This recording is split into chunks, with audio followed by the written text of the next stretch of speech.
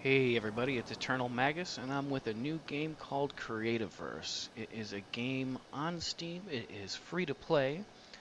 It looks like it's got some buy-in options, such as going pro and different starter packs and stuff. But it looks like the core of the game is free to play. It's been fun. I played with it just a little bit here.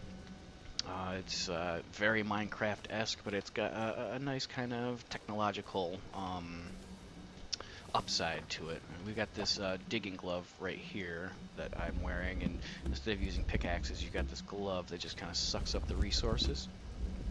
And I think that's food, and it also cures your health, so I'm going to spend some time grabbing some mushrooms. We got some baddies popping up. Hey, whoa, no, okay. I think it's just morning now, so at night, kind of like other games, obviously at night, the baddies come out, and it looks like they were just popping off and dying. Dead grass. I've never seen dead grass. New discovery right there. And I'm not too worried about it now. I do kind of want to grab leaves and wood and all the different kind of building materials you'd expect to build. And what's kind of nice is that you start out just the same as anywhere else. And then you've got a crafting menu. And then these are the different mining gloves that you can craft yourself. And ooh, looks like I find some coal and stuff. I can get a stone mining glove. And basically, they do it in layers. It's kind of neat where, this is the top layer, the grassland, or whatever you want to call it. You got your wood, and you got your vine, and you've got your moss, and everything else, basic resources up on top. And then you have like I think the next one's called like the fossil layer, or the stone layer, fossil layer, and the layers get deeper and deeper. You get to lava, standard kind of progression, but you need a better glove to mine those bricks. And then you're gonna find steel and different ores down there, like obsidian ore, that you have to use like excavators, like little technological tools to go ahead and dig those resources. And so it's actually kind of a neat twist on the your standard crafting survival game.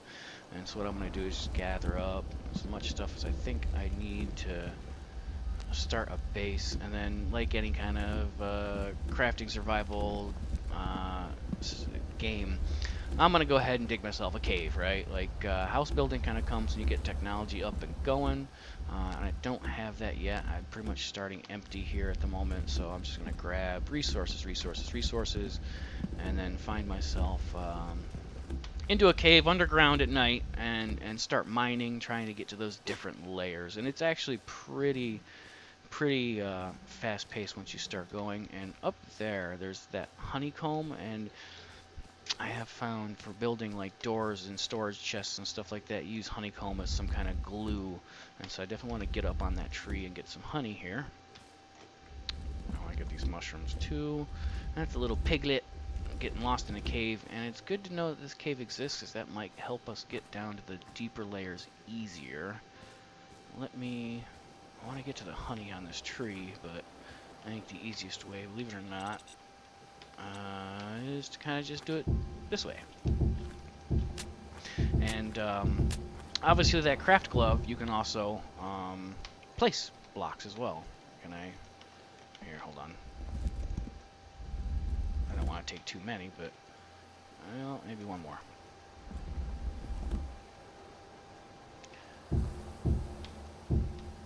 There we go.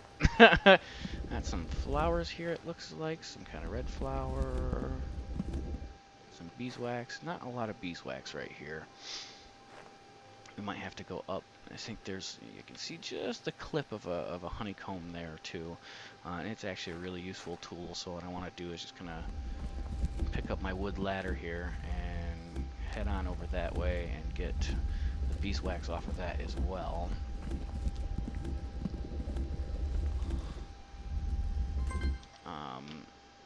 Oop. And if you're wondering what that is, I started just to do a test audio, everything else, and then realized I end up playing hours of the game, actually having fun, and that's why I'm going to start from new and take you guys along for the adventure this time. But that teleports to my old base We're not going to use that. I just didn't want to lose it, and it looks like without upgrading to their pro option, which is I think $20, you can only have one world. And right now I'm not anywhere near where I can even use the benefits of that pro option, so I'm going to stick with the world I got, but I went to a nice new area to start fresh and show everybody the actual progression of how everything's going to work. And going over here is going to be the best bet to get up here. Some more guys burning off in the sun. I do like, kind of like Minecraft, you get that double place. And I think I probably should stop referring to it like it was MC, because it's definitely a style and everything else, but it's its own beast, which you'll soon see once we get down and we start crafting. There's some really neat differences that I actually really enjoy. Looks like there is PvP and other options you can join. Excuse me. There is PvP and other options. You can join other worlds, other people's worlds, where they can change the setting. They can make it friendly, they can make it PvP, they can make it more difficult. Right now we're just going to stay on our own little world. We're not going to bug anybody, and we're just going to play this out.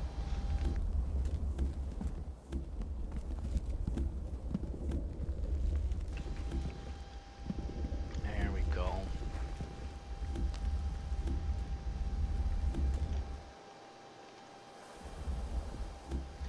And I think we hit a gold mine of honey.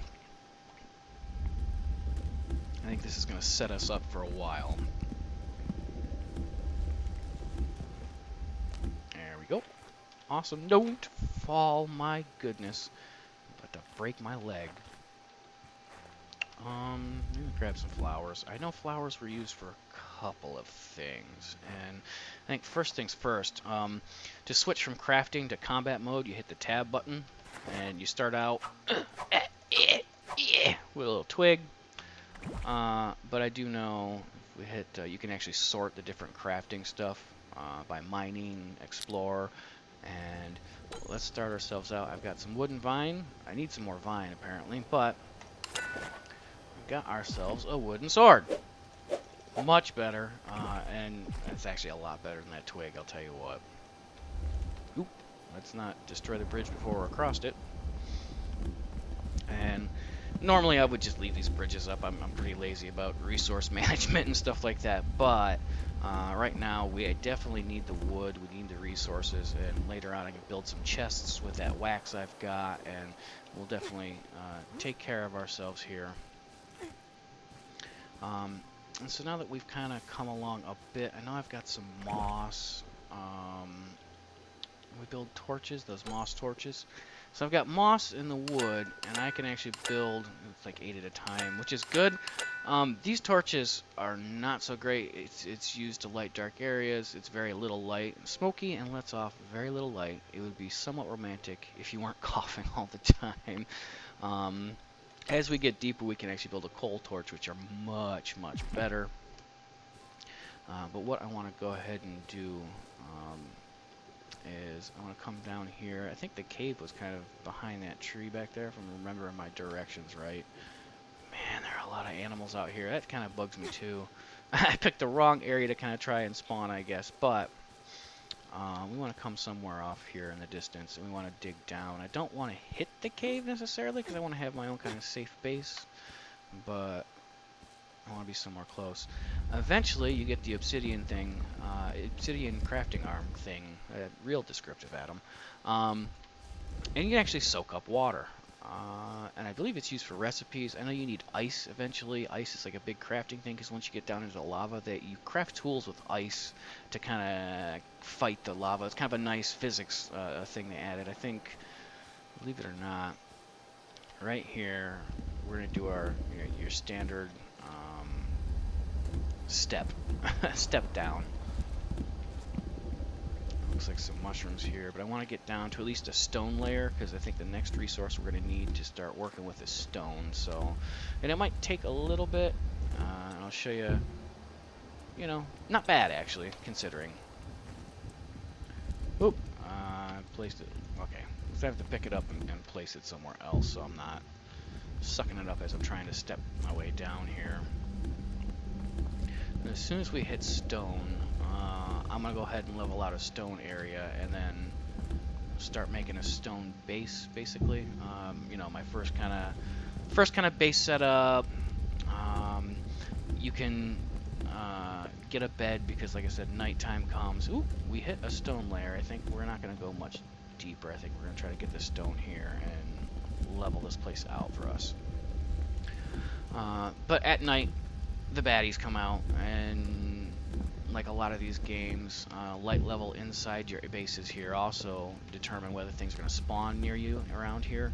And so I definitely want to get an area carved out, get the light set up. I want to work on stone tools and that stone level crafting arm. And then I also want to work on a bed to be able to sleep at night. That way I you know, get away with not having to fight my way every 30 feet to craft and to mine. It's definitely been a very, like I said, fun experience for me. I spent hours at it, and then ended up saying, you know what, this needs to be a video.